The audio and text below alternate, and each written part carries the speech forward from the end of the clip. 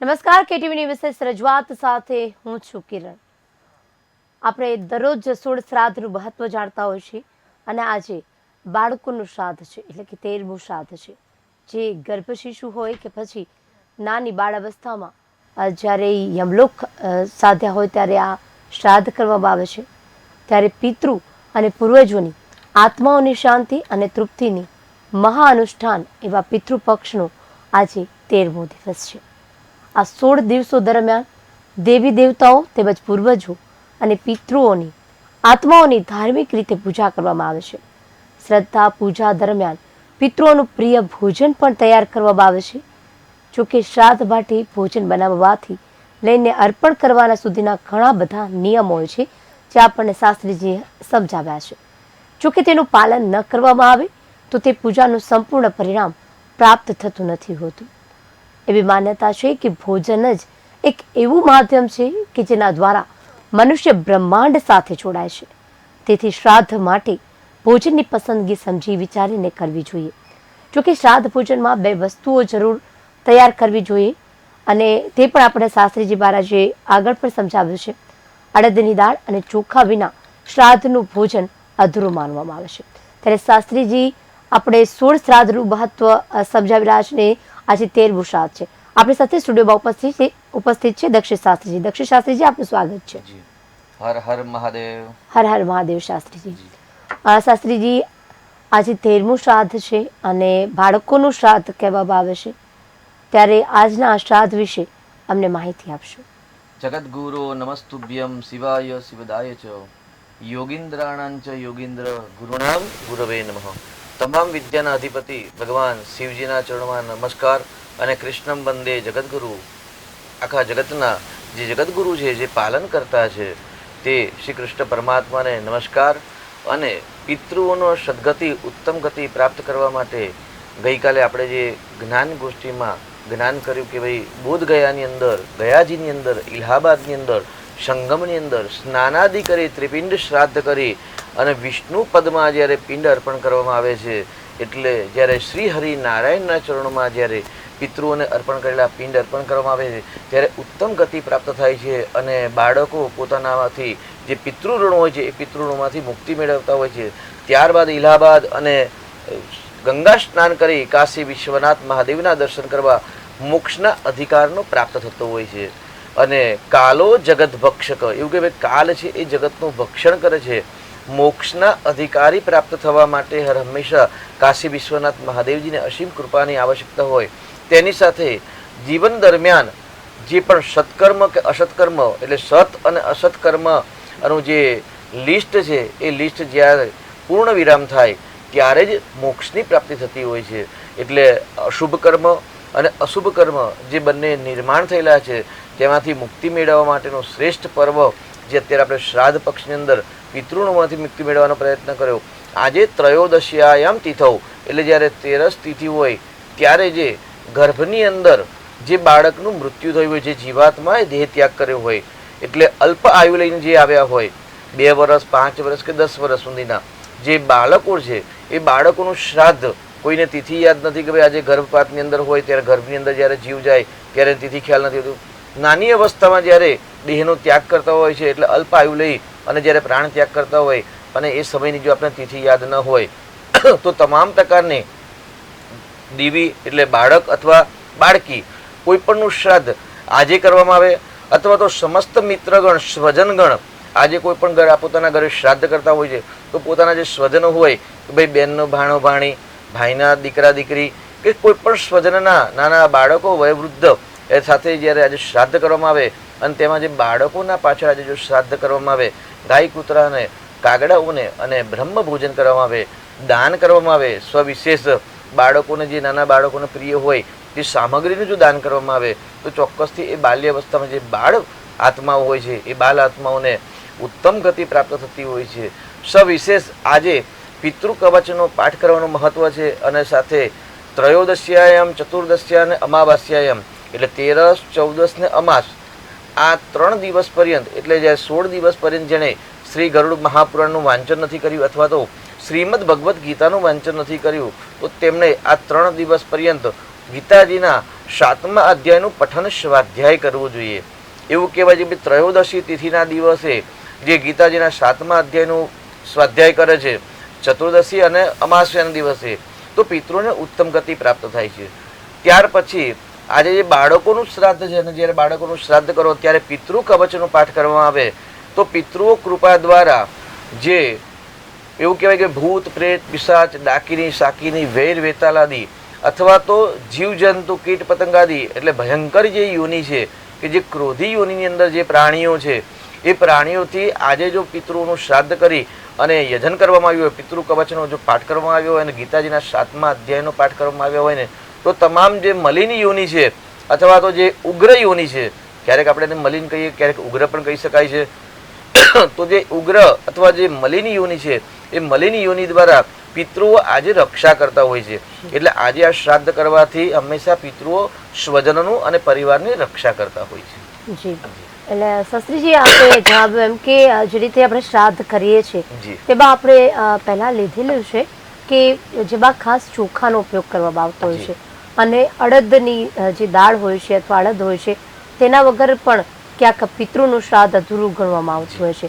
ત્યારે આ સાથે જ જ્યારે પિતૃઓને મન ભાવતા ભોજન અથવા મનગમતી કોઈ પણ ચીજ વસ્તુ હોય એનું દાન કરવામાં આવતું હોય છે, તો પિતૃઓને જે તૃપ્તિ મળે છે, સંતોષ મળે છે અને ત્યારબાદ આપણને આશીષ આપતા હોય છે. ત્યારે શ્રાદ્ધમાં પિતૃઓને જે કંઈ ભોજન ધરવામાં આવતું હોય છે તેના આત્માથી તૃપ્ત થાય છે.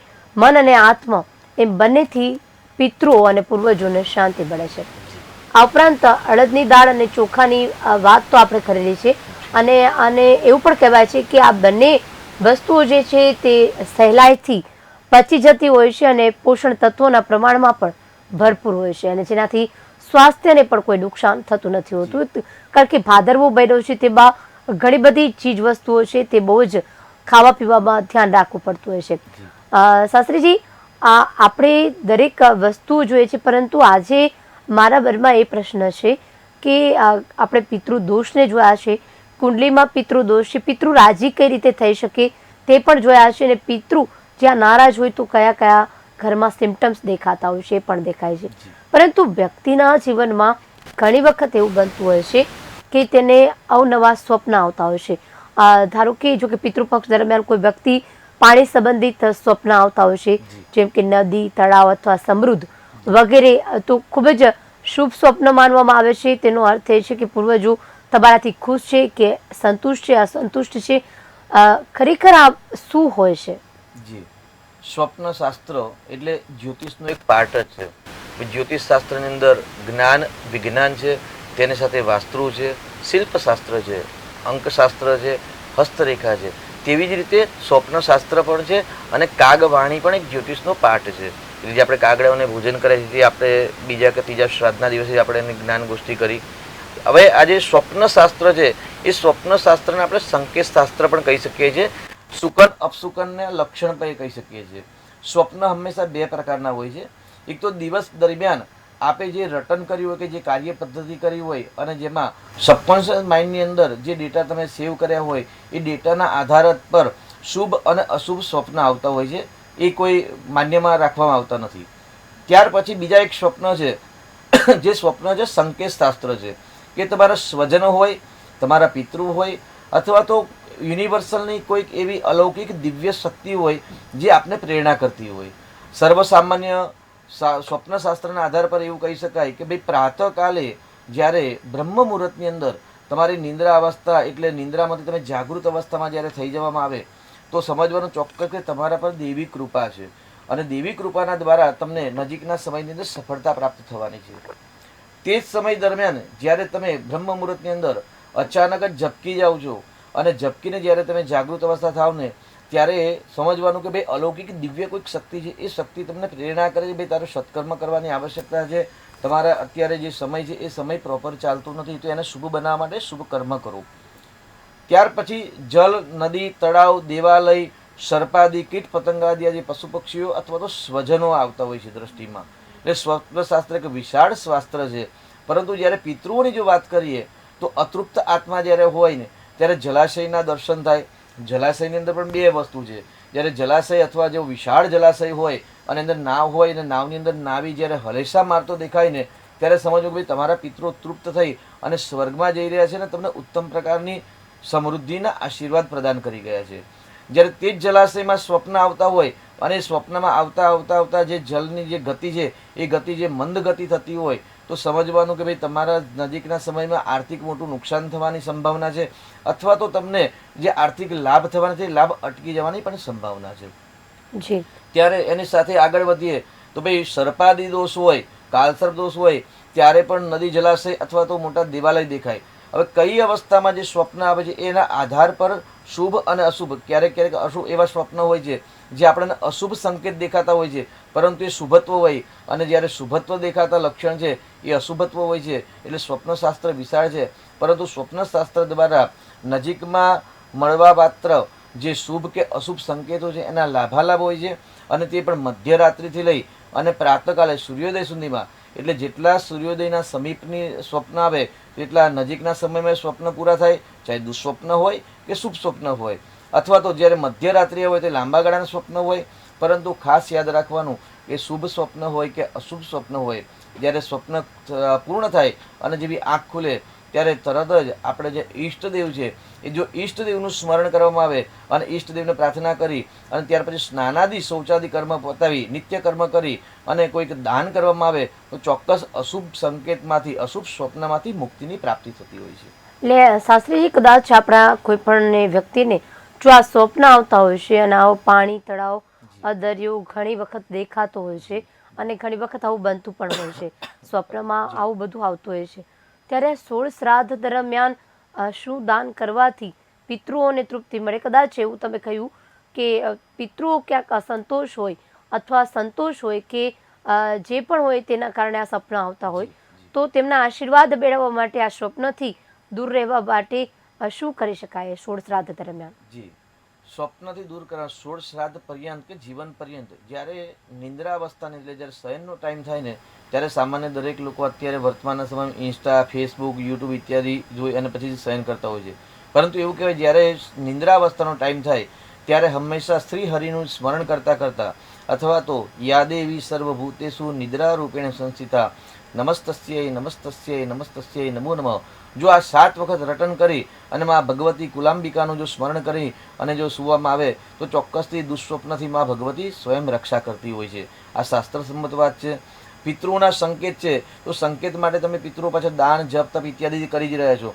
તો દાન, જપ, તપ, યજ્ઞ કરવા સાથે જો કુંડલીની અંદર કાલસર્પ નામક યોગ બનતો હોય કે ચાંડાલ નામક યોગ બનતો હોય અથવા તો સર્પાદી વિષાખ્ય કે વિષયોગ બનતો હોય ત્યારે પણ દુઃસ્વપ્ન આવતા હોય છે. જે વ્યક્તિની કુંડલીમાં ચંદ્ર ગ્રહ બળવાન ન હોય અને બુધ ગ્રહ બળવાન ના હોય, કારણ કે ચંદ્ર છે મનની સ્થિતિ છે અને બુધ છે બુદ્ધિની સ્થિતિ છે, એટલે બુદ્ધિનો કારક અને મનનો કારક જ્યારે ચંદ્ર અને બુધ બલિષ્ઠ ન હોય ત્યારે એવા વ્યક્તિઓને અવારનવાર દુઃસ્વપ્ન આવતા હોય છે. એ સ્વપ્નનું કોઈ ખાસ વિશેષ મહત્વ પણ નથી હોતું, પરંતુ જે વ્યક્તિની કુંડલીમાં ચંદ્ર બળવાન છે, બુધ બળવાન છે, તમામ ગ્રહો બળવાન હોવા છતાં પણ જ્યારે સ્વપ્ન આવે તો ચોક્કસ એમના જીવનની અંદર કોઈ સર્પાદી દોષ છે, વિષાખ્ય યોગ છે, કાલસર્પ જેવા ભયંકર યોગ છે. ઘણા બધા એવા કે છે અમે પૂજા બહુ જ કરાવી પણ સફળતા મળતી નથી. તો એ જે દોષની માત્રા છે એ માત્રા સવિશેષ હોવાના કારણે નાની પૂજા કરવાથી સફળતા ન મળે ત્યારે સવિશેષ પ્રયત્ન કરવા જોઈએ જે દોષમાંથી મુક્તિ મળે. એટલે તર્પણ, માર્જન, બ્રહ્મ ભોજન ઇત્યાદિ કરી, કાલસર્પ ઇત્યાદિ પૂજા કરી, ભગવાન શિવજીનો લઘુરુદ્ર આદિ યજ્ઞ કરો તો ચોક્કસથી એ અશુભ ભયંકર યોગ છે કે દોષ છે એ દોષમાંથી કે પાપમાંથી પરમાત્માને અસીમ કૃપાથી મુક્તિ મળતી હોય છે. શ્રાદ્ધ પક્ષની અંદર એવું કહેવાય ભાદ્રપદની અંદર કન્યા સંક્રાંતિમાં શ્રાદ્ધ આવે અને શ્રાદ્ધની અંદર ચોખાનું સવિશેષ મહત્વ છે, અડદની દાળનું સવિશેષ મહત્વ છે એવું કહી શકાય. પરંતુ કારણ, વૈજ્ઞાનિક કારણ શું? તો વાત, પિત્ત અને કફ 3 પ્રકૃતિ છે અને 3 પ્રકૃતિમાંથી મુક્તિ મેળવવા માટે અત્યારે આ શ્રાદ્ધ પક્ષ આવે છે અને શ્રાદ્ધ પક્ષને દૂધપાક ખાવ એટલે વાત, પિત્ત અને કફનું શમન કરે. અડદની દાળ છે એટલે અડદ છે ને એ વાયુ પ્રકોપને શાંત કરે છે. અત્યારે ભાદ્રપદ માસની અંદર દહીં ખાવાનું નથી કે દહીં છાશ ન ખવાય, કારણ કે દહીં છાશ ખાવાથી વાત, પિત્ત અને કફની અંદર વૃદ્ધિ થતી હોય છે. પરંતુ જો અડદની દાળ ખાવામાં આવે અને તો એનાથી વાયુ શમન થાય છે અને જે દૂધપાક બનાવવાના છે, માલપુવાનો જે પ્રયોગ છે પિતૃઓ પાછળ. એટલે માલપુઆ અને દૂધપાક ખાવાથી વર્ષ પર્યંત વાત, પિત્ત અને કફથી રક્ષા થતી હોય છે. એટલે ભાદ્રપદ માસની અંદર તાવ આવે એવા વ્યક્તિઓને એવું કહી શકાય, સામાન્ય આપણે જે વડીલો જે કહેતા હોય છે કહેવત પ્રમાણે, કે વર્ષ દરમિયાન તેવા વ્યક્તિને ક્યારેય તાવ આવતો નથી. પરંતુ જો ભાદ્રપદ માસની અંદર છાશ અને દહીંનું સેવન કરે છે તેમને વાત, પિત્ત, કફના પ્રશ્નો થતા હોય છે. એટલે જ્ઞાન અને વિજ્ઞાન સાથે આ જે પિતૃશ્રાદ્ધનું જે દ્રવ્ય છે, સામગ્રી છે, એ જ્ઞાન અને વિજ્ઞાન અને ધર્મશાસ્ત્ર પણ એક સંબંધ ધરાવે છે. જે એટલે આપણે ધર્મ અને વિજ્ઞાન જે એકબીજાને પર્યાય છે. જ્યાં ધર્મ છે ત્યાં વિજ્ઞાન ચોક્કસપણે છે, અને જ્યાં વિજ્ઞાન છે ત્યાં પણ ધર્મ ચોક્કસપણે છે. અને શાસ્ત્રીજી, તમે ખૂબ સરસ વાત કરી કે જ્યારે આપણે રાત્રિ દરમિયાન સૂતા હોઈએ છીએ ત્યારે ભગવાનનો આભાર માની કે આજના દિવસ દરમિયાન જે કંઈ કાર્ય કર્યું તેમાં સફળતા મળી, અને આવતીકાલે અમે ફરી સવારે વહેલા ઉઠી અને ફરી આ કાર્ય કરી શકીએ તેની પ્રાર્થના કરવી જોઈએ. ઉઠીને પણ દરેક વ્યક્તિએ ભગવાનનો પાળ માનવો જોઈએ, કેમ કે ઉઠીને તેમણે આ દિવસ જોવાની શરૂઆત કરી છે. ભગવાનની કૃપાથી તેમની આંખ ખુલી છે. શાસ્ત્રીજી, આપણે આ સરસ વાત કરી. આ સાથે એક વાત પણ છે કે તમે કહ્યું કે અડદ, ચોખા તમામ જે છે આપણે શ્રાદ્ધમાં ઉપયોગ કરતા હોઈએ છીએ. એવું પણ કહેવામાં આવતું છે કે સફેદ વસ્ત્ર, જ્યારે આવા સ્વપ્ન આવતા હોય છે ત્યારે સફેદ વસ્ત્રનું પણ દાન કરવાથી પિતૃઓને તૃપ્તિ મળતી હોય છે. જી, સ્વપ્ન શાસ્ત્રનું એવું કહેવાય છે કે ભાઈ પિતૃઓની તૃપ્તિ કરવા માટે તો પહેલાં તો શ્વેત ચંદન, શ્વેત વસ્ત્ર, અક્ષત, જવ, કૃષ્ણ તિલ ઇત્યાદિનું શ્રેષ્ઠ મહત્વ છે. સામાન્ય આજે જે કવચ, પિતૃ કવચ છે, પિતૃ કવચની અંદર પણ પ્રાર્થના છે કે ભાઈ સ્વજન દ્વારા જે પણ ગંધ, પુષ્પ અને દ્રવ્ય દ્વારા જે પૂજા કરવામાં આવી છે, અથવા તો જે કૃષ્ણ તિલ દ્વારા જે પૂજા કરવામાં આવી છે, તેનાથી પિતૃઓ તૃપ્ત થઈને સ્વજનની રક્ષા કરો. ત્યાર પછી બીજું એક પદ એવું છે કે ભાઈ ગૌગ્રાસ ઇત્યાદિ, એટલે ગૌગ્રાસ એટલે ગાયોની સેવા, કાગડાઓની સેવા અને કૂતરાઓને જે પણ આજે અન્નદાન આપવામાં આવે છે આ 16 દિવસ પર્યંત, તેના પુણ્ય પ્રતાપ દ્વારા પિતૃઓ સ્વજનોની રક્ષા કરે. ત્યાર પછી હવિષ્યાન્ન કહ્યું છે. હવિષ્યાન એટલે ભાઈ અગ્નિ દ્વારા જે પણ આહુતિ આપવામાં આવી છે, અને જે આહુતિ હવિષ્યાન દ્વારા જે પિતૃઓ તૃપ્ત થયા છે, એ તૃપ્ત થયેલા પિતૃઓ સ્વજનોની રક્ષા કરે. અને ત્યાર પછી ચોથા પદની અંદર કહેવામાં આવ્યું છે કે ભાઈ બ્રાહ્મણ દ્વારા, જે બ્રાહ્મણના મુખ દ્વારા જે પિતૃઓ તૃપ્ત થયા છે, કે બ્રહ્મ ભોજન કરાવી, બ્રહ્મને જે વસ્ત્રદાન, અલંકાર, તિલદાન, સુવર્ણદાન, ઘી, આજ્ય દાન ઇત્યાદિ જે દાન કરવામાં આવે છે, એ દાનની અંદર દાન દ્વારા પિતૃઓ જે તૃપ્ત થાય, એ તૃપ્ત થયેલા પિતૃઓ સ્વજનોની રક્ષા કરે તેવું છે. તેની અંદર વસ્ત્ર કહ્યું છે એટલે શ્વેત સૌમ્ય વસ્ત્ર. શ્વેત વસ્ત્ર તો છે, પરંતુ સૌમ્ય વસ્ત્ર પણ કહ્યું છે. એટલે શ્વેત અને સૌમ્ય વસ્ત્ર જ્યારે કરવામાં આવે ત્યારે પ્રેતાદિ જે યોનિમાં, ભયંકર યોનિની અંદર જ્યારે પિતૃઓ પીડા ભોગવતા હોય ને, ત્યારે એ યોનિમાંથી તેમને શીઘ્ર મુક્તિ પ્રાપ્ત થાય. કારણ કે શ્વેત કલર છે ને, એ શાંતિનું પણ એક કલર કહી શકાય છે, ક્યારેક આકર્ષણનું કલર કહી શકાય છે. સામાન્ય કોઈ પણ યજ્ઞ કરવામાં આવે તો યજ્ઞની અંદર જ્યારે ભગવાન શિવજીનું સ્થાપન હોય તો શ્વેત વર્ણ અલંકૃત હોય છે. સમુદ્રની અંદર જ્યારે દરિયાલાલા એટલે જ્યારે પાણીના મોજા ઉછળતા હોય અને મોજા દ્વારા જ્યારે ફીણ ઉત્પન્ન થાય તો જાહ્નવી ફેન લેખેના યનમૂર્ધની શશિન કલા, એ જે થાય છે એ સફેદ કલરના ફીણ ઉત્પન્ન થતા હોય છે. એ ફીણ પણ સફેદ કલર હોય છે. અને ભગવાનનો જે સર્વપ્રિય સ્તુતિ છે કર્પૂર ગૌરમ કરુણાવતારમ, એટલે સફેદ કલર છે એ કપૂરનો એકદમ શ્વેત કલર છે. એ જે કરુણાના અવતાર છે ભગવાન શિવજી, શ્વેત કલર એટલે શ્વેત જ્ઞાનમય યુક્ત છે. એટલે જે સબકોન્શિયસ માઇન્ડની અંદર, જે મસ્તિષ્કની અંદર જે બુદ્ધિ પ્રજ્ઞાશક્તિ છે, એ પ્રજ્ઞાશક્તિની અંદર એક કહેવાય શુદ્ધ સ્ફટિક શંકાસ, સ્ફટિક જેવું, કપીર જેવું, કપૂર જેવું અથવા તો ફીણ જેવું જે શુદ્ધ જ્ઞાન છે, એ શુદ્ધ જ્ઞાનની પ્રાપ્તિ થાય. એટલા માટે શ્વેત ચંદન અને શ્વેત વસ્ત્ર પિતૃઓ પાછળ જો દાન કરવામાં આવે તો સૌમ્ય જ્ઞાન, શુભ જ્ઞાનની પ્રાપ્તિ થતી હોય છે, એવું ગરુડ પુરાણની અંદર પણ વાંચવામાં આવેલ છે. જી, એટલે સફેદ વસ્ત્ર છે તે શાંતિ પ્રિય વસ્ત્ર કહેવામાં આવે છે. એટલે શાંતિ કલર કહેવામાં આવે છે. મનને શાંતિ મળે છે અને જોવાથી પણ સફેદ કલર જે છે આંખોને પણ ઠંડક અને શાંતિ મળતી હોય છે. તેથી સફેદ વસ્ત્રનું આ વૈજ્ઞાનિક કારણ છે અને ધાર્મિક કારણ તો આપણે જણાવ્યું. શાસ્ત્રીજી, આજે બાળકની પાછળનું જે શ્રાદ્ધ છે અને બાલ્યાવસ્થામાં જે લોકો યમલોક પામ્યા હોય તેના માટેનું આ શ્રાદ્ધ ગણવામાં આવે છે. જે બાળક માટે ખાસ જે માત્ર થોડા જ વર્ષોમાં જે યમલોક પામ્યા હોય, ઘણી બધી આશાઓ લઈને ગયા હોય છે અને ઘણી બધી આશાઓ માતા પિતાને પણ તેના બાળકથી હોય છે. એટલે આ બંને જે વસ્તુ છે તે જ્યારે તેમના બાળક છે તે યમલોક જતા હોય ગયા હોય ત્યારે આ થયું હોય છે.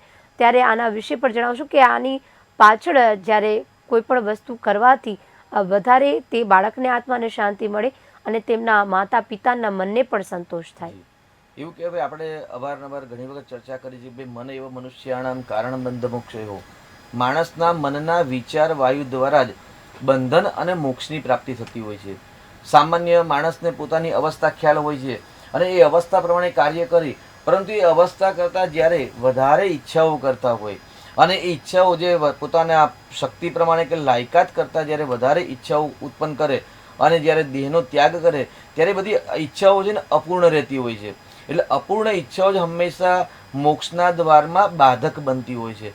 એટલે સામાન્ય દરેક વ્યક્તિએ પ્રયત્ન કરવો જોઈએ કે ઈચ્છાઓનો ત્યાગ કરવો અને વર્તમાને શું કાર્ય શું વર્તયંતી વિચિક્ષણ, વર્તમાનની અંદર તમે જે કાર્ય કરી રહ્યા છો એ કાર્ય જ સુંદર કરવું, એ કાર્યમાં જ સફળતા મળે તેવા જો પ્રયત્ન કરવામાં આવે તો ભવિષ્યમાં જ્યારે દેહનો ત્યાગ કરવામાં આવે ત્યારે મોક્ષના દ્વાર શીઘ્ર ખુલતા હોય છે. કેમ કે જ્યારે ઈચ્છાઓ સાથે જ્યારે માણસ મૃત્યુ પામે છે તો જ્યાં સુધી એ ઈચ્છા તૃપ્ત નથી થતી ત્યાં સુધી એ આત્માને હંમેશા પરિભ્રમણ એટલે યાત્રા એટલે ભટકવું પડતું હોય છે. એટલે ભટકવાની જે મુક્તિ છે એમાંથી પ્રાપ્ત થવું હોય તો પહેલાં તો ઈચ્છાઓનો ત્યાગ કરો. ઈચ્છા કરવી સારી વસ્તુ છે, સારી ઈચ્છા કરવી સારી વસ્તુ છે, પણ જે આપણા હાથમાં જ ન હોય, આપણે કરી શકવા સમર્થ ન હોય તેવી ઈચ્છાઓ ક્યારેય ન કરવી. કારણ કે એ અનિચ્છનીય ઈચ્છાઓ છે એ હંમેશા તમારા મોક્ષને, તમારે ઉત્તમ ગતિને બાધક કરતા હોય છે.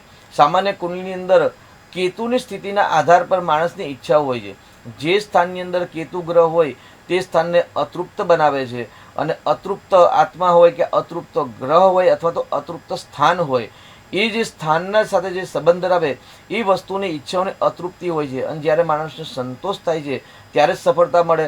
એટલે બાળકનું આજે શ્રાદ્ધ છે, હવે બાળકોના શ્રાદ્ધમાં તો સામાન્ય રમત ગમત ઇત્યાદિ એનાથી કંઈ વિશેષ ઈચ્છાઓ હોતી નથી.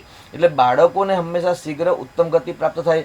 અલ્પ આયુ છે એટલે એના મતલબ કે એમને ભાઈ જે મૃત્યુલોકની અંદર જે દંડરૂપી જે પીડા ભોગવવાની હોય છે તેમના માટે અલ્પ જ હોય છે. એટલે એમનું શીઘ્ર આવ્યું એટલે દેહનો ત્યાગ કરતા હોય છે. તેવા આત્મા પુનઃ જન્મ લઈ લેતા હોય છે અથવા તો સ્વર્ગને એટલે મુક્તિની પ્રાપ્તિ કરતા હોય છે.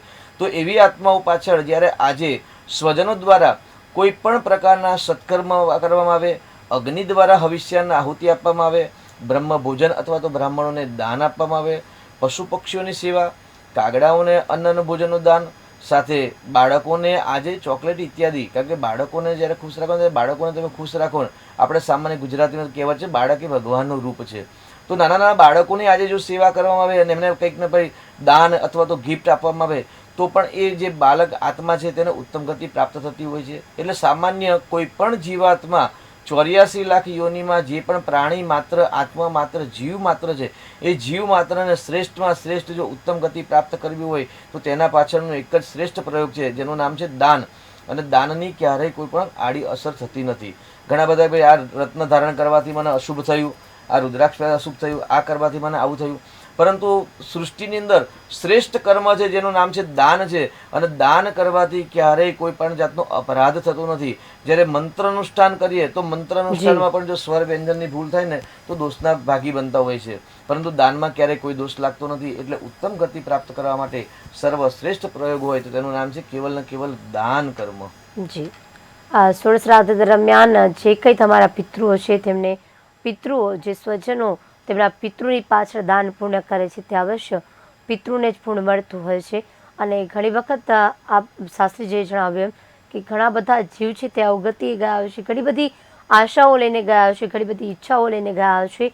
ત્યારે આ થોડુંક દાન પુણ્ય કરી તો તેમને પણ ક્યાંક સંતોષ મળતો હોય છે અને ક્યાંક તેમની ઈચ્છા પૂર્તિ થતી હોય તેવું પણ બનતું હોય છે.